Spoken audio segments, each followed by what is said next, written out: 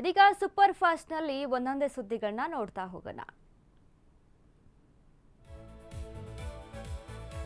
ತಮ್ಮ ವಿರುದ್ಧದ ಕಮಿಷನ್ ಆರೋಪದ ವಿಚಾರವಾಗಿ ಮಾತನಾಡಿದ ಸಚಿವ ಎಂಬಿ ಪಾಟೀಲ್ ಎಚ್ಡಿ ಕುಮಾರಸ್ವಾಮಿ ಆರೋಪಗಳಿಗೆ ತೀವ್ರ ಆಕ್ಷೇಪ ವ್ಯಕ್ತಪಡಿಸಿದ್ದಾರೆ. ನಾನು ಯಾರು ಎಂಬುದು ಕುಮಾರಸ್ವಾಮಿ ಅವರಿಗೆ ಚೆನ್ನಾಗಿ ಗೊತ್ತಿದೆ.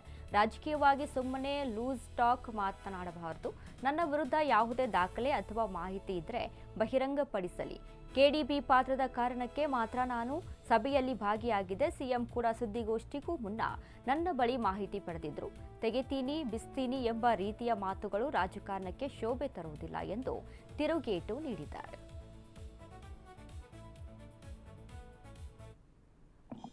ಸುಮ್ಮನೆ ಇದೆಲ್ಲ ರಾಜಕೀಯವಾಗಿ ಮಾತಾಡುವಂಥದ್ದು ಅಲ್ಲ. ಈಗ ನೋಡಿ, ಅವ್ರಿಗೆ ಅವ್ರ ಸ್ವಾತಂತ್ರ್ಯದಾರ, ನಂದೇನಾದ್ರೂ ಇದ್ರೆ ಆಯ್ತಪ್ಪ ಹೇಳಿ ಅವರು ಏನ್ರಿ. ಸುಮ್ಮನೆ ಇದನ್ನ ಈ ಲೂಸ್ ಟಾಕ್ ಬೇಡ. ನಾನು ನನ್ನ ರೋಲ್ ಇದೆ, ನನ್ನ KDB ರೋಲ್ ಇದೆ. ಅದಕ್ಕೆ ನಮ್ಮ ಮುಖ್ಯಮಂತ್ರಿಗಳು ನನಗೆ ಇನ್ವೈಟ್ ಮಾಡಿದ್ದಾರೆ.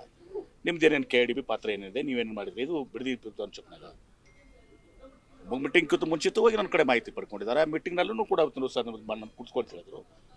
ಪ್ರೊಸೀಡಿಂಗ್ಸ್ ಬಗ್ಗೆನೂ ಕೂಡ ಹೇಳಿ 2006 ಪ್ರೊಸೀಡಿಂಗ್ಸ್ ಎಲ್ಲಿದೆ ನಿಮ್ಮ KDB ಅಂತೇಳಿ, ಅದು ಕೂಡ ನೀವು ಕೊಟ್ಟಿದ್ದೀವಿ. ಏನು ಬಂತಿದ್ರಲ್ಲ ನನ್ನ ಬಗ್ಗೆ ಲೂಸಾಗಿ ಮಾತಾಡೋಕೆ ಏನು ಬಂತದಕ್ಕೆ? ಮುಖ್ಯಮಂತ್ರಿಗಳು ನನ್ನ ಕರೆದ ಮೇಲೆ ನಮ್ಮ ಪಾತ್ರ ಇದ್ಮೇಲೆ ಹೋಗ್ಬಾರ್ದ ನಾನು? ಇವ್ರ ಮಾತು ಕೇಳ್ಬೇಕಾ ನಾನು?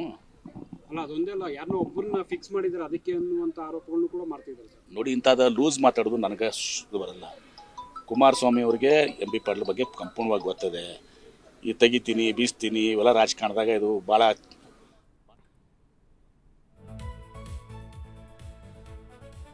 ರಾಜ್ಯ ರಾಜಕೀಯದಲ್ಲಿ ಸಿಎಂ ಡಿಕೆಶಿ ಸಂಪುಟ ಸೇರಲು ಶಾಸಕರಲ್ಲೇ ಪೈಪೋಟಿ ಜೋರಾಗಿದೆ. ಈ ಮಧ್ಯೆ ಸಚಿವ ಸ್ಥಾನಕ್ಕಾಗಿ ತಮ್ಮ ನೆಚ್ಚಿನ ನಾಯಕನಿಗೆ ಬೆಂಬಲ ಸೂಚಿಸಲು ಅಭಿಮಾನಿಗಳು ವಿವಿಧ ರೀತಿಯಲ್ಲಿ ಪ್ರತಿಭಟನೆ ನಡೆಸುವುದು ಸಾಮಾನ್ಯ. ಆದರೆ ಕಂಪ್ಲಿ ಶಾಸಕ ಗಣೇಶ್ ಅವರಿಗೆ ಸಚಿವ ಸ್ಥಾನ ನೀಡುವಂತೆ ಒತ್ತಾಯಿಸಿ ಅಭಿಮಾನಿಯೊಬ್ಬರು ರಕ್ತದಲ್ಲೇ ಪತ್ರ ಬರೆದು ಸಿಎಂ ಡಿಕೆಶಿಗೆ ಅಂಚೆ ಮೂಲಕ ಕಳುಹಿಸಿದ್ದಾರೆ. ಬಳ್ಳಾರಿ ಜಿಲ್ಲೆಯ ಕುರುಗೋಡು ತಾಲೂಕಿನ ಓರ್ವವಿ ಗ್ರಾಮದ ಗಣೇಶ್ ತಮ್ಮ ನಾಯಕನಾಗಿ ರಕ್ತವನ್ನೇ ಹರಿಸಿದ್ದು ಎಲ್ಲೆಡೆ ಚರ್ಚೆಗೆ ಗ್ರಾಸವಾಗಿದೆ. ಇನ್ನು ಶಾಸಕ ಗಣೇಶ್ಗೆ ಸಚಿವ ಸ್ಥಾನ ದೊರೆತರೆ ಕ್ಷೇತ್ರ ಹಾಗೂ ಜಿಲ್ಲೆಯ ಅಭಿವೃದ್ಧಿಗೆ ನೆರವಾಗಲಿದೆ ಎಂದು ಪತ್ರದಲ್ಲಿ ಮನವಿ ಮಾಡಲಾಗಿದೆ. 2028ರ ವಿಧಾನಸಭೆ ಚುನಾವಣೆ ಗಮನದಲ್ಲಿಟ್ಟುಕೊಂಡು ಜೆಡಿಎಸ್ ಬರ ಅಧ್ಯಯನದ ನೆಪದಲ್ಲಿ ತನ್ನ ಪ್ರಾಬಲ್ಯ ಇರುವ ಕ್ಷೇತ್ರಗಳತ್ತ ಗಮನ ಹರಿಸಿದೆ. ನಿಖಿಲ್ ಕುಮಾರಸ್ವಾಮಿ ವಿಜಯಪುರ ಜಿಲ್ಲೆಯ ಇಂಡಿ ಹಾಗೂ ಬಸವನ ಬಾಗೇವಾಡಿ, ಇತ್ತ ಬಾಗಲಕೋಟೆ ಜಿಲ್ಲೆಯ ಬಾದಾಮಿ ಕ್ಷೇತ್ರಗಳಲ್ಲಿ ಬರ ಅಧ್ಯಯನ ನಡೆಸಿದ್ದಾರೆ. ಈ ಕ್ಷೇತ್ರಗಳಲ್ಲಿ ಮುಂದಿನ ಚುನಾವಣೆಗೆ ಅಭ್ಯರ್ಥಿಗಳ ಸಿದ್ಧತೆಯೂ ಆರಂಭವಾಗಿದೆ ಎನ್ನಲಾಗುತ್ತಿದೆ. ಆದರೆ ಬಿಜೆಪಿ ಜೆಡಿಎಸ್ ಮೈತ್ರಿಯ ಹಿನ್ನೆಲೆ ಟಿಕೆಟ್ ಹಂಚಿಕೆ ಯಾವ ರೀತಿಯಾಗಲಿದೆ ಎಂಬ ಕುತೂಹಲವೂ ಮೂಡಿದೆ. ಬರ ಅಧ್ಯಯನದ ನೆಪದಲ್ಲಿ ಜೆಡಿಎಸ್ ಮುಂದಿನ ವಿಧಾನಸಭೆ ಚುನಾವಣೆ ತಯಾರಿ ನಡೆಸಿರುವುದು ತೀವ್ರ ಕುತೂಹಲ ಮೂಡಿಸಿದೆ. ಬೆಳಗಾವಿಯಲ್ಲಿ ಸಂಚಾರಿ ನಿಯಮ ಉಲ್ಲಂಘನೆ ತಡೆಯಲು ಪೊಲೀಸರು ಡಿಜಿಟಲ್ ಚಲನ ಮೊರೆ ಹೋಗಿದ್ದಾರೆ. ನಗರದಲ್ಲಿ ಸಿಬ್ಬಂದಿ ಕೊರತೆ ನೀಗಿಸುವ ಉದ್ದೇಶದಿಂದ AI ಆಧಾರಿತ ANPR ಕ್ಯಾಮೆರಾಗಳನ್ನು ಅಳವಡಿಸಿದ್ದು, ಹೆಲ್ಮೆಟ್ ಧರಿಸಿರುವುದು, ಸೀಟ್ ಬೆಲ್ಟ್ ಬಳಸದಿರುವುದು, ಟ್ರಿಪಲ್ ರೈಡಿಂಗ್ ಸೇರಿದಂತೆ ವಿವಿಧ ನಿಯಮ ಉಲ್ಲಂಘನೆಗಳು ಸ್ವಯಂಚಾಲಿತವಾಗಿ ಕ್ಯಾಮೆರಾದಲ್ಲಿ ಸೆರೆಯಾಗುತ್ತಿವೆ.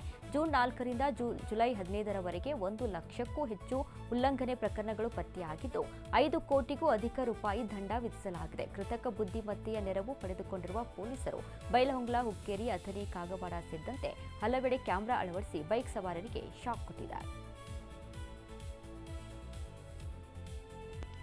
ವಿಧಾನಸೌಧದ ಸಮೀಪ ಸಂಭವಿಸಿದ ರಸ್ತೆ ಅಪಘಾತದಲ್ಲಿ US ಪೋಲೋ ಕಾರೊಂದು ನಿಯಂತ್ರಣ ತಪ್ಪಿ ರಸ್ತೆ ಬದಿಯ ಬ್ಯಾರಿಕೇಡ್ಗೆ ಡಿಕ್ಕಿ ಹೊಡೆದಿದೆ. ವಿಧಾನಸೌಧ ಮೆಟ್ರೋ ನಿಲ್ದಾಣ ಮತ್ತು ಇಂಡಿಯನ್ ಎಕ್ಸ್‌ಪ್ರೆಸ್ ಮಾರ್ಗ ಮಧ್ಯೆ ಈ ಘಟನೆ ನಡೆದಿದೆ. ಡಿಕ್ಕಿಯ ರಭಸಕ್ಕೆ ಕಾರಿನ ಮುಂಭಾಗ ಸಂಪೂರ್ಣ ಜಖಂಗೊಂಡಿದ್ದು, ಚಾಲಕ ಸೇರಿದಂತೆ 3 ಸಣ್ಣಪುಟ್ಟ ಗಾಯಗಳಾಗಿವೆ. ಗಾಯಾಳುಗಳನ್ನು ಬೋರಿಂಗ್ ಆಸ್ಪತ್ರೆಗೆ ದಾಖಲಿಸಿ ಚಿಕಿತ್ಸೆಯನ್ನ ನೀಡಲಾಗುತ್ತಿದೆ.